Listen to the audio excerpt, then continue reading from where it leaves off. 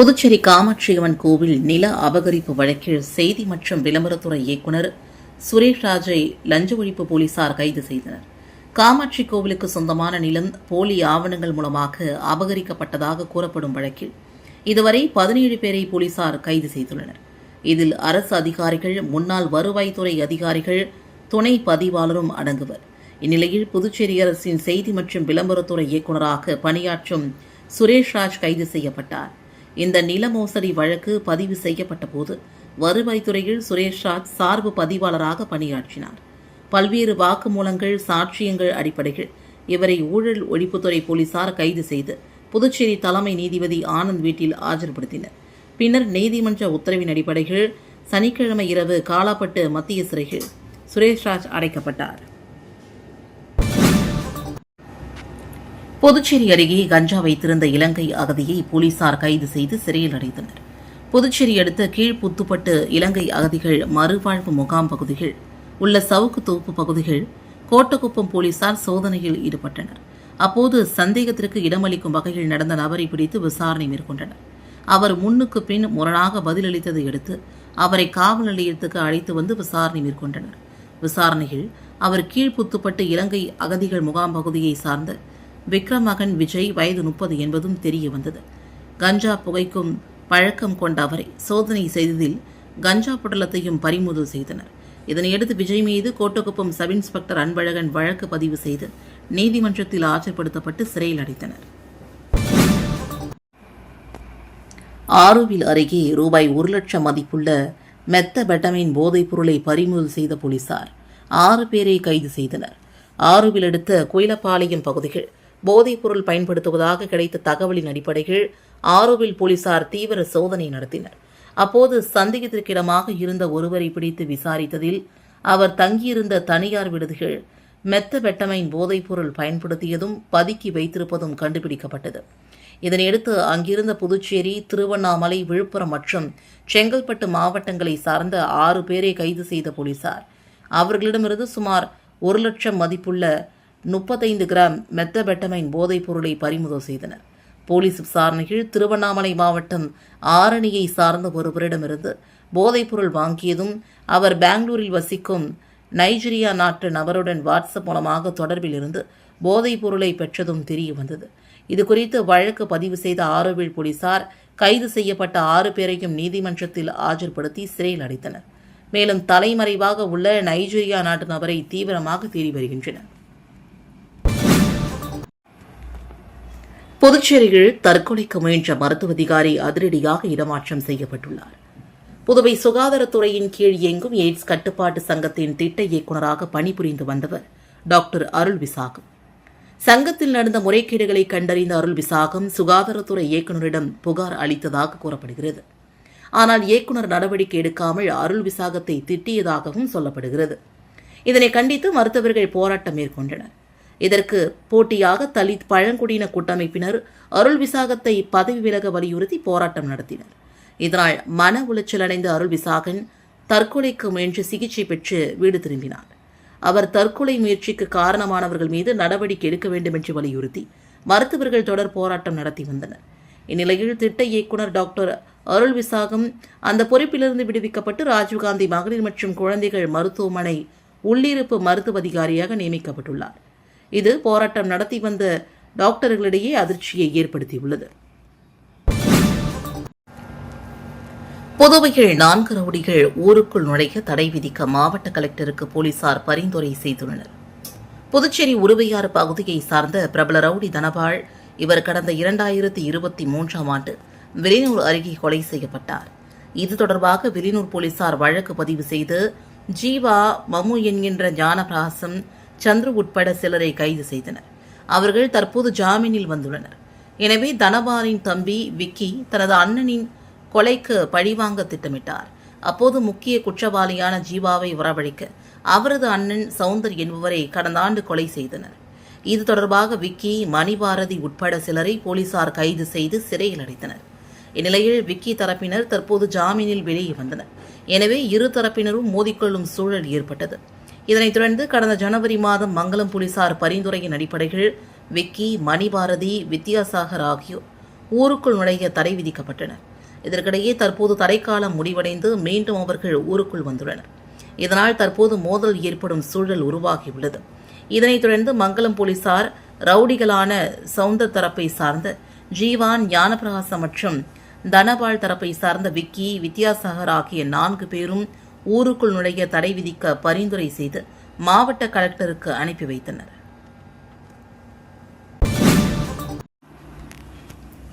லட்சிய ஜனநாயக கட்சியின் தமிழ்நாடு மாநில மற்றும் மாவட்ட பொறுப்பாளர்கள் அறிவிப்பு கூட்டம் சென்னை மறைமலை நகரில் உள்ள தனியார் மண்டபத்தில் நடைபெற்றது. லட்சிய ஜனநாயக கட்சியின் தமிழ்நாடு மாநில மற்றும் மாவட்ட பொறுப்பாளர்கள் அறிவிப்பு கூட்டம் சென்னை மறைமலை நகரில் உள்ள தனியார் மண்டபத்தில் நடைபெற்றது. லட்சிய ஜனநாயக கட்சியின் தலைவரும் காமராஜர் நகர் தொகுதியின் சட்டமன்ற உறுப்பினருமான ஜோஸ் சார்லஸ் மார்டின் தலைமையில் நடைபெற்ற இந்த நிகழ்வில் லட்சிய ஜனநாயக கட்சியின் மாநில பொதுச் செயலாளர் நெல்லை ஜீவா உள்ளிட்ட நிர்வாகிகள் கலந்து கொண்டனர். இந்த நிகழ்வில் 120 மாநில மாவட்ட பொறுப்பாளர்கள் அறிவிக்கப்பட்டு நியமன சான்றிதழ் வழங்கப்பட்டது. நிகழ்விற்கு முன்னதாக செய்தியாளர்களை சந்தித்த லட்சிய ஜனநாயக கட்சியின் தலைவரும் காமராஜர் நகர் தொகுதியின் சட்டமன்ற உறுப்பினருமான ஜோஸ் சார்லஸ் மார்டின், உள்ளாட்சி தேர்தலுக்கு தயாராகி எங்கள் வலிமையை காட்டுவோம். சிறிய அளவில் புதுவைகள் ஆரம்பித்தது போல தமிழகத்திலும் மாபெரும் கட்சியாக லட்சிய ஜனநாயக கட்சி மக்கள் வாழ்வதரம் உயர்த்தப்பட வேண்டும். குடிநீர் பிரச்சினை, பெண்கள் பாதுகாப்பு, அடிப்படை தேவை, கடன் சுமை, வேலை வாய்ப்பு உள்ளிட்டவைகள் முன்னேறவே லட்சிய ஜனநாயக கட்சி உருவாகியுள்ளது என்று தெரிவித்தார். கடந்த காலங்களில் திராவிட கட்சிகள் செய்த ஊழலின் காரணமாக வளர்ச்சி இல்லாமல் நமது மாநிலத்திற்கு வரவேண்டிய வருவாய் அவர்கள் கைக்கு சென்றுவிட்டதாகவும், தாவேகா மீது நம்பிக்கை இருந்தது. ஆனால் இப்பொழுது சிலரின் ஊழல் புகார், அங்குள்ள அமைச்சர்கள் அவர்கள் துறையை விட்டு தேவையின்றி சிறு குழந்தைகளை இழிவாக பேசுவது, போதைப்பொருள் புகார், மாத்திரை என கூறுவது, காங்கிரஸ் அமைச்சர் குழந்தைகள் மீதான செயல், திரைப்பட பாடலுக்கு ஆடி பாடுவது என அடிப்படை இங்கீதம் கூட இல்லாமல் செயல்பட்டு மக்கள் அளித்த வாய்ப்பினை முறையாக பயன்படுத்தவில்லை என்று குற்றம் சாட்டினார். இதனை கேள்வி கேட்கும் எதிர்க்கட்சியும் தகுதி இல்லாமல் உள்ளது. பள்ளி குழந்தைகள் முதல் போதைப் பொருட்கள் ஊடுருவிக் கொண்டு இருக்கின்றது. மேலும் போதைப் பொருள் ஒழிப்பிற்காக அண்ணாமலை மேற்கொண்ட முன்னெடுப்பு வரவேற்கத்தக்கது என்று, இளைஞர்களால் புதிய மாற்றம் ஏற்படுகிறது என்று தெரிவித்தார். திராவிட கட்சிகள் வலுவிழந்து மக்கள் மாற்றத்தை எதிர்பார்த்துள்ளனர். அந்த மாற்றத்தை தர லட்சிய ஜனநாயக கட்சி களம் இறங்கியுள்ளது என்றார். தாவேகா ஆட்சி மீது பெரும் எதிர்பார்ப்பு இருந்தது. ஆனால் அந்த எதிர்பார்ப்பை அவர்கள் ஈடு செய்யவில்லை. முதிர்ச்சியற்ற முறைகள் செயல்படுகின்றனர். தமிழக முதல்வர் விஜய் ஊழலை ஒழிக்க போராடுகிறார். ஆனால் உடன் இருப்பவர்கள் இதனை தவறாக பயன்படுத்தி எவ்வாறு சம்பாதிக்கலாம் என்று யோசிக்கின்றனர். இவ்வாறாக குற்றம் சாட்டினார். மாற்று கட்சி, மாற்று சக்தி என வந்து திராவிட கட்சிகளில் இருப்பவர்கள் அக்கட்சியில் ஊடுருவதால் மாற்றம் வருவாம் என்பது சந்தேகம் என்றும் தெரிவித்தார். பெண்கள் பாதுகாப்பிற்கு கடும் நடவடிக்கை எடுக்க வேண்டும் என்றும், தேவையெனில் என்கவுண்டர் நடைமுறைப்படுத்த வேண்டும் என்றும், உத்தரப்பிரதேசத்தில் யோகி ஆதித்யநாத் நடவடிக்கை போன்ற நடவடிக்கைகளை கடுமையாக்க வேண்டும். படத்தில் மட்டும் அதிரடி ஆக்ஷன் போதாது, அதனை நிஜத்திலும் செயல்படுத்தினால்தான் மக்களும் விரும்புவார் என்றும் திராவிட கட்சிகள் மீது மக்கள் நம்பிக்கை இழந்துள்ளனர். ஊழல் குற்றச்சாட்டு, குதிரை பேரத்தில் தற்போது சிக்குகின்றனர். எங்கள் தொழிலை விட்டுதான் அரசியலுக்கு வந்துள்ளோம். இங்கு வந்து சம்பாதிக்கும் நோக்கம் எனக்கோ விஜய்க்கோ அண்ணாமலைக்கோ இல்லை என்றார். நம் மாநிலத்தை எவ்வாறு முன்னேற்றுவது என்பதுதான் எனது எண்ணம். அரசு வேலை என்பது பலரின் கனவு. ஆனால் அதனை வர வேண்டாம் என கூறியும், அதனை மீறி கட்சி நிகழ்விற்கு சென்று உயிரிழந்து அவர்களின் குடும்பத்திற்கு அரசு வேலை வழங்குவது கண்டனத்துக்குரியது என்று தெரிவித்தார். திரை நட்சத்திரங்கள் அரசியலுக்கு வருவது குறித்து கருத்து தெரிவித்தவர், அரசியல் என வரும்போது அதற்கு தனித்திறமை வேண்டும், உலகளாவிய திட்டங்கள் வேண்டும், தொழில் வளர்ச்சியை கொண்டு வர வேண்டும், மக்கள் நலத்திட்டங்கள் செய்ய வேண்டும், நீர், பாதாள சாக்கடை என பல பிரச்சனைகள் உள்ளது. ஜனநாயக நாடு என்பதால் யார் வேண்டுமானாலும் அரசியலுக்கு வரலாம். ஆனால் அதற்கு அரசியல் அறிவும் மாநிலத்தை அடுத்த முன்னேற்றத்திற்கு கொண்டு செல்ல வேண்டும் என்ற எண்ணம் வேண்டும் என்றும் ஜோஸ் சார்லஸ் மார்டின் குறிப்பிட்டார். ஏனம் பகுதியில் கடல் நீரில் நல்ல தண்ணீர் கலந்ததால் லட்சக்கணக்கில் மீன்கள் செத்து நின்றதால் அப்பகுதியில் துர்நாற்றம் வீசுகிறது. புதுச்சேரி மாநிலம் ஏனாம் பிராந்தியம் ஆந்திராவில் கோதாவரி ஆற்றின் முகத்துவாரம் பகுதியில் அமைந்துள்ளது. தற்போது ஆந்திர பகுதிகளில் பெய்து வரும் கனமழையால் தவளீஸ்புரம் அணையிலிருந்து வினாடிக்கு 1,00,000 கன அடி உபரிநீர் திறந்துவிடப்பட்டுள்ளது. அந்த தண்ணீர் நேராக ஏனாம் பகுதியில் கடலில் சென்று கலக்கிறது. கடலில் நல்ல தண்ணீர் கலப்பதால் அந்த பகுதியில் கடலின் உப்புத்தன்மை குறைந்துள்ளது. இதற்கிடையே கடலில் இருந்து ஆற்றிற்கு வந்த காணாங்கழுத்தை மீன்கள் தண்ணீரில் உப்புத்தன்மை குறைந்ததால் லட்சக்கணக்கில் செத்து மிதக்கின்றன. இந்த மீன்கள் ஆற்றின் கரையோரம் மிதப்பதால் சுற்றி துர்நாற்றம் வீசுகிறது. இதனால் அப்பகுதி மக்கள் கடும் அவதியடைந்து வருகின்றனர். காலாப்பட்டு சாசன் நிறுவனம் மீது எஃப்ஐஆர் பதிவு செய்ய மக்கள் மன்றத்தில் மீனவர்கள் புகார் அளித்தனர். புதுச்சேரி காவல்துறை சார்பில் காலாப்பட்டு காவல் நிலையத்தில் நடைபெற்ற மக்கள் மன்றத்தில் காலாப்பட்டு சுனாமி குடியிருப்பு மக்கள் நலச்சங்கத்தினர் மற்றும் பாதிக்கப்பட்ட மீனவர்கள் சாசன் நிறுவனத்தின் கடலுக்கடியில் அமைக்கப்பட்டுள்ள கழிவுநீர் குழாயால் தொடர்ந்து மீன்பிடி வலைகள் சேதமடைவதாக புகார் அளித்தனர். பசுமை தீர்ப்பாயம் குழாயை அகற்றவும் பாதிக்கப்பட்ட மீனவர்களுக்கு இழப்பீடு வழங்கவும் உத்தரவிட்டிருந்தது. இதுவரை நடவடிக்கை எடுக்கப்படவில்லை. இவ்வாறாக குற்றம் சாட்டி நிறுவனத்தின் மீது எஃப்ஐஆர் பதிவு செய்ய வலியுறுத்தினர். புகாரை பரிசீலித்த கிழக்கு பகுதி எஸ்பி ஸ்ருதி சாசன் நிறுவன நிர்வாகத்தினரை உடனடியாக அழைத்து தீர்ப்பாய உத்தரவின்படி கழிவுநீர் குழாயை அகற்ற நடவடிக்கை எடுக்குமாறு காவல்துறையினருக்கு அறிவுறுத்தினார். மேலும் இதுகுறித்து விரிவான அறிக்கையை புதுச்சேரி மீன்வளத்துறைக்கு அனுப்பவும் உத்தரவிட்டார். இதனால் காலாப்பட்டு சாசன் நிறுவனத்தின் கழிவுநீர் குழாய் விவகாரம் மீண்டும் பரபரப்பை ஏற்படுத்தியுள்ளது. 100 நாள் வேலை திட்ட அரசாணைக்கு எதிர்ப்பு தெரிவித்து காரைக்காலில் விழிப்புணர்வு பிரசாரம் நடைபெற்றது. மகாத்மா காந்தி தேசிய ஊரக வேலை உறுதி திட்டம் தொடர்பாக மத்திய அரசு வெளியிட்டுள்ள புதிய அரசாணையை திரும்பப் பெற வலியுறுத்தி ஜூலை 13ஆம் தேதி காரைக்காலில் நடைபெறவுள்ள கண்டன ஆர்ப்பாட்டத்தை முன்னிட்டு அகில இந்திய விவசாய தொழிலாளர்கள் சங்கம் சார்பில் திருநள்ளாறு, நெடுங்காடு, அம்பகரத்தூர், கோட்டுச்சேரி, திருப்பட்டினம் உள்ளிட்ட பகுதிகளில் விழிப்புணர்வு பிரசாரம் நடைபெற்றது.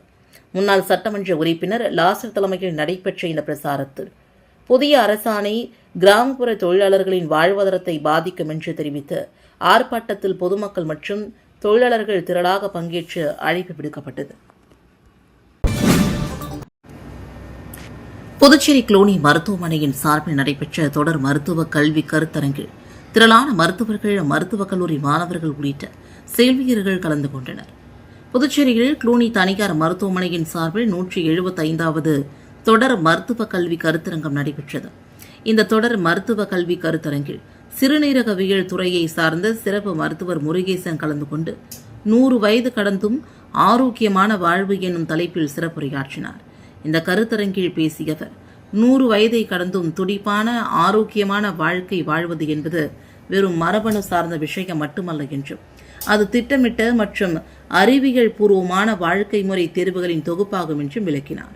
முன்னதாக தலைமை மருத்துவர் அதிகாரி ரங்கநாத் சிறப்பு மருத்துவர் முருகேசன் பற்றிய அறிமுக உரை வழங்கி அனைவரையும் வரவேற்று பேசினார்.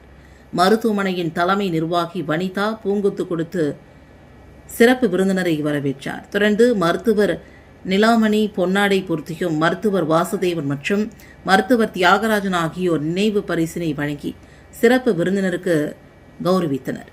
இந்த தொடர் மருத்துவ கல்வி கருத்தரங்கில் அரசு மற்றும் தனியார் மருத்துவமனையை சார்ந்த மருத்துவர்கள், செவிலியர்கள், மருத்துவக் கல்லூரி மாணவர்கள் உள்ளிட்ட பலரும் பயன்பெற்றனர்.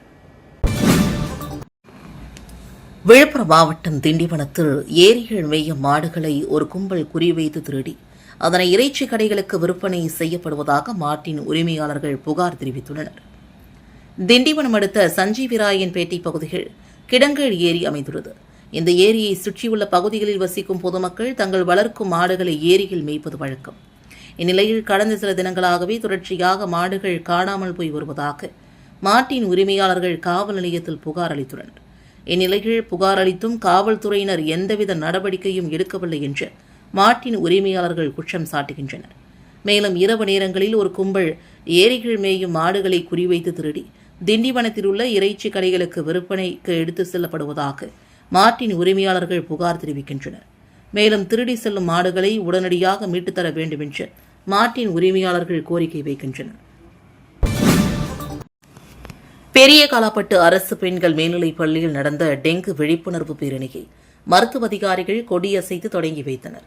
புதுச்சேரி அரசு நலவழித்துறை சார்பில் பெரிய காலாப்பட்டில் உள்ள MOH ஃபரூக் மரக்கையார் அரசு பெண்கள் மேல்நிலைப் பள்ளியில் டெங்கு விழிப்புணர்வு பேரணி நடைபெற்றது.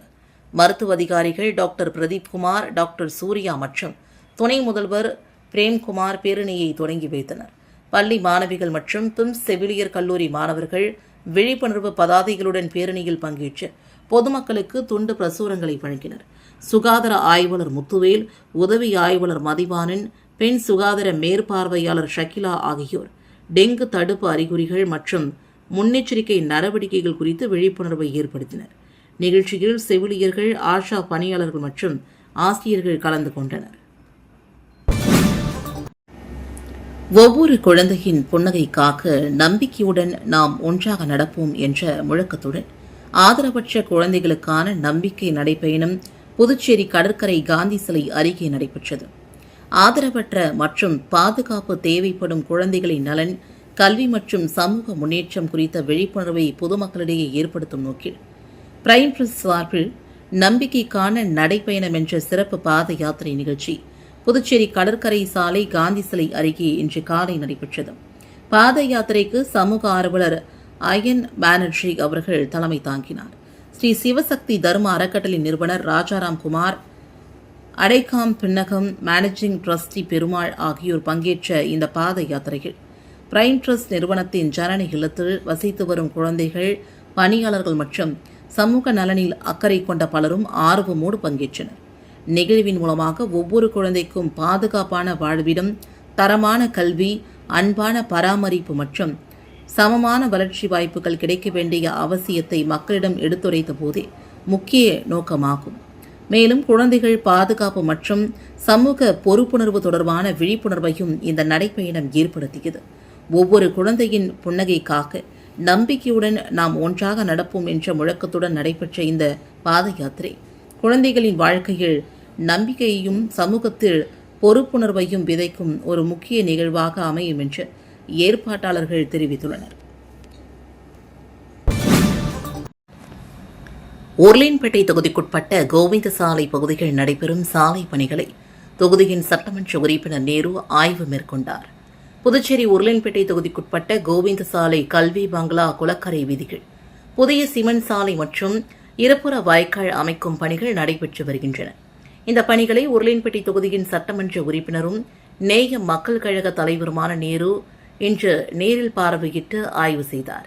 அப்போது சாலை பணிகளின் தரத்தை அதிகாரிகளிடம் கேட்டறிந்தவர் பணிகளை தரமாகவும் விரைவாகவும் முடித்து பொதுமக்களின் பயன்பாட்டிற்கு ஒப்படைக்குமாறு அறிவுறுத்தினார். ஆய்வின் போது புதுச்சேரி நகராட்சி உதவி பொறியாளர் பழனி ராஜா மற்றும் நகராட்சி அதிகாரிகள் உடனிருந்தனர்.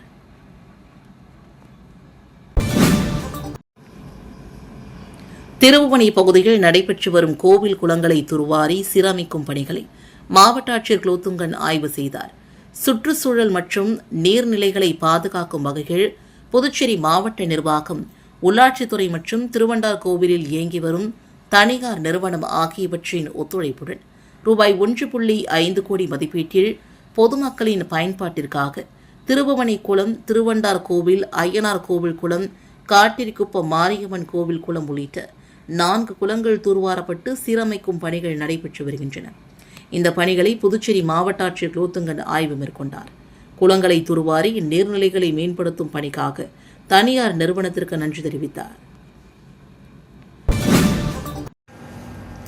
மனிதநேய மக்கள் சேவை மையம் சார்பில் நடந்த ரத்ததான முகாமை சட்டமன்ற உறுப்பினர் நேரு துவக்கி வைத்தார். புதுச்சேரி மனிதநேய மக்கள் சேவை இயக்கம் சார்பில் இந்திரா காந்தி அரசு பொது மருத்துவமனையில் ரத்ததான முகாம் நடைபெற்றது. முகாமை உருளையன்பேட்டை தொகுதியின் சட்டமன்ற உறுப்பினரும் நேய மக்கள் கழக தலைவருமான நேரு துவக்கி வைத்தார். நேய மக்கள் கழக பொதுச் செயலாளர் விநாயகம் தலைமையில் நடைபெற்ற முகாமில் 50க்கும் மேற்பட்டோர் ரத்த தானம் செய்தனர். நிகழ்ச்சியில் முத்துரத்தின அரங்க மேல்நிலைப் பள்ளியின் தாளர் சுந்தர்ராஜன், மனிதநேய மக்கள் சேவை இயக்க இளைஞரணி தலைவர் ரகோத்தமன், தொழிலதிபர் ரஞ்சித்குமார் உள்ளிட்ட நிர்வாகிகள் கலந்து கொண்டனர். இந்த முகாமிற்கான ஏற்பாடுகளை மனிதநேய மக்கள் சேவை இயக்க இளைஞரணி நிர்வாகிகள் மற்றும் இளைஞர்கள் செய்திருந்தனர். மணவெளி தொகுதி தாவேகா சட்டமன்ற உறுப்பினர் ராமு பிறந்தநாள் விழா வெகு விமரிசையாக கொண்டாடப்பட்டது. மணவெளி தொகுதியின் தமிழக வெற்றிக் கழக சட்டமன்ற உறுப்பினர் ராமுவின் பிறந்தநாள் விழா டிஎன்பாளையம் கிராமத்தில் நடைபெற்றது. இதில் ராமு சட்டமன்ற உறுப்பினர் கலந்து கொண்டு அம்பேத்கர் சிலைக்கு மாலை அணிவித்து மரியாதை செலுத்தினார். பின்னர் ஊர்வலமாக அழைத்து செல்லப்பட்ட அவர் சிவன் கோவிலில் சிறப்பு பூஜையில் பங்கேற்று பொதுமக்கள் மற்றும் குழந்தைகள் முன்னிலையில் கேக் வெட்டி பிறந்தநாளை கொண்டாடினார். கிராம மக்கள் சார்பில் ரோஜா மாலை அணிவித்து வரவேற்பும் அளிக்கப்பட்டது. இதனைத் தொடர்ந்து பொதுமக்களின் குறைகளையும் கேட்டறிந்தார். இந்த நிகழ்ச்சியில் தாவேகா நிர்வாகிகள், பொதுமக்கள், இளைஞர்கள் மற்றும் பெண்கள் பலரும் பங்கேற்றனர். அனைவருக்கும் இனிப்புகளும் வழங்கப்பட்டன. மகாத்மா காந்தி மாலை நேர இலவச படிப்பு மாணவர்கள் ட்ரம்ஸ் இசை நிகழ்ச்சி நடத்தினர். புதுச்சேரியில் அமைச்சர்களுக்கு இலாக்கா ஒதுக்கப்படாமல் பெரும்பாலான துறைகள் முதலமைச்சரின் வசம் இருப்பது ஜனநாயக நிர்வாகத்திற்கு உகந்ததல்ல என்று தேசிய மக்கள் முன்னணி தலைவர் சுவாமிநாதன் தெரிவித்துள்ளார். இதுகுறித்து செய்தியாளர்களிடம் பேசிய அவர், அதிகாரம் ஒரே நபரிடம் குவிவது நிர்வாக செயல்திறன், வெளிப்படைத்தன்மை மற்றும் பொறுப்புக்கூறலை பாதிக்கும் என்று கூறியுள்ளார். நிரந்தர சபாநாயகர் நியமிக்கப்படாமல் சட்டப்பேரவை செயல்படுவதும், அமைச்சர்கள் இலாக்கா இல்லாமல் பதவிகள் நீடிப்பதும் ஜனநாயக மரபுகளுக்கு எதிரானது என்றும் அவர் விமர்சித்துள்ளார். எனவே முதலமைச்சர் உடனடியாக அமைச்சர்களுக்கு இலாக்காக்களை ஒதுக்கி நிர்வாகத்தை சீரமைத்து ஜனநாயக நடைமுறைகளை நிலைநிறுத்த வேண்டும் என்றும் சுவாமிநாதன் வலியுறுத்தினார்.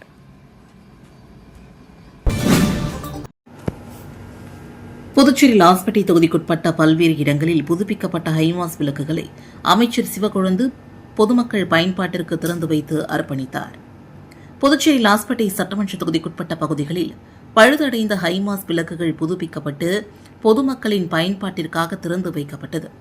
அதன்படி மடுப்பேட்டை புத்துக்கோவில் அருகில், மாரியம்மன் கோவில் அருகில் மற்றும் கல்பனா சாவ்லா நகர் ஆகிய 3 இடங்களில் அமைக்கப்பட்டுள்ள ஹைமாஸ் விளக்குகளும், அதனைத் தொடர்ந்து ஜீவானந்தபுரம், எம்ஜிஆர் வீதி, பாலம் அருகில் அமைந்துள்ள ஹைமாஸ் விளக்கும் மற்றும் வஉசி வீதியில் அமைந்துள்ள ஹைமாஸ் விளக்குகளை அமைச்சர் சிவக்கொழுந்து மற்றும் ஸ்ரீ சப்தகிரி அறக்கட்டளையின் பொறுப்பாளர் ரமேஷ்குமார் ஆகியோர் பொதுமக்களின் பயன்பாட்டிற்காக திறந்து வைத்தார்கள்.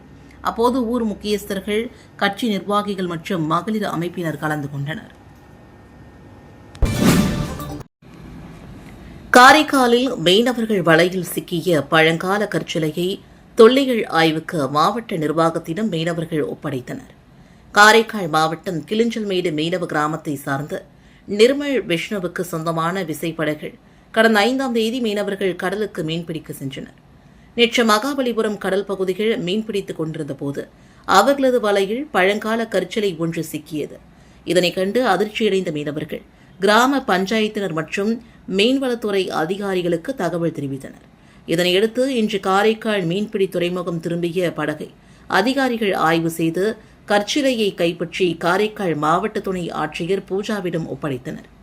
முதற்கட்ட ஆய்வில் சிலையின் தலையின் மேற்பகுதியில் பாம்பு வடிவமும் 4 கரங்களும், கீழ்ப்பகுதியில் யானை உருவமும் செதுக்கப்பட்டிருப்பது தெரிய வந்துள்ளது. இதனால் இது பழங்கால விஷ்ணு சிலையாகவோ அல்லது பல்லவர் காலத்தை சார்ந்த தொன்மையான கற்சிலையாகவோ இருக்கலாம் என்று அதிகாரிகள் தெரிவித்தனர்.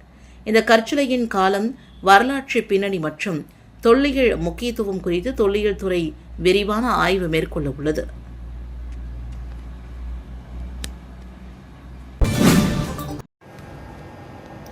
திருபுவனை சட்டமன்ற தொகுதிகள் பல்வேறு கட்சியிலிருந்து விலகியோர் தமிழக வெற்றிக் கழகத்தில் இணைந்தனர்.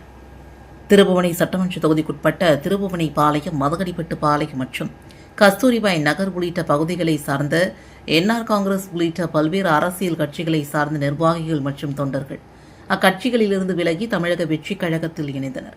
தமிழக வெற்றிக் கழக நிர்வாகி ரமேஷ் தலைமையில் நடைபெற்ற இந்த நிகழ்ச்சியில் திருபுவனை பாளையத்தை சார்ந்த மன்னாதன், சகடப்பட்டு சிவராமன், வீரப்பன், சுந்தர், விஷ்ணு, சுரேஷ், ரவிச்சந்திரன் மற்றும் சன்னியாசி குப்பத்தை சார்ந்த மணிமாறன் உள்ளிட்ட திரளானோர் திருபுவனை தொகுதியின் சட்டமன்ற உறுப்பினர் சரவணகுமாரை சந்தித்து கட்சியில் தங்களை இணைத்துக் கொண்டனர்.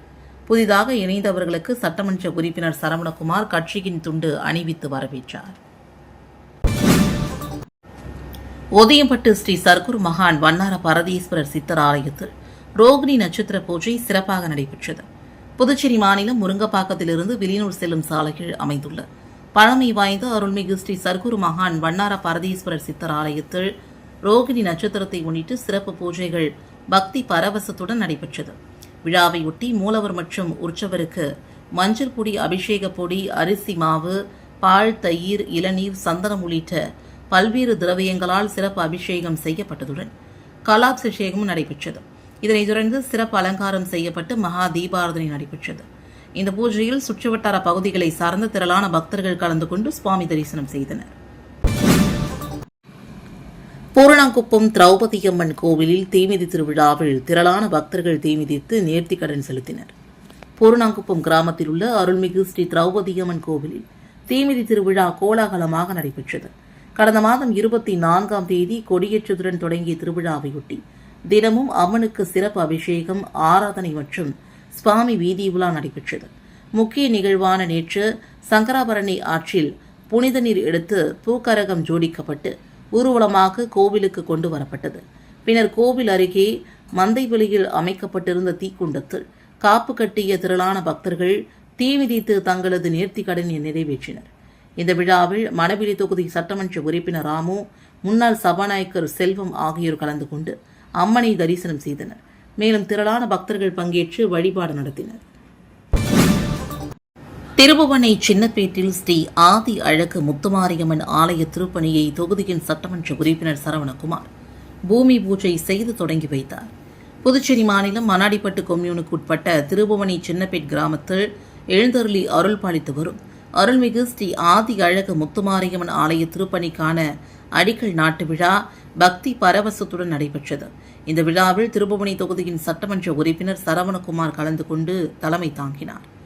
தொடர்ந்து பூமி பூஜை செய்து ஆலய திருப்பணிக்கான அடிக்கல் நாட்டி பணிகளை தொடங்கி வைத்தார்.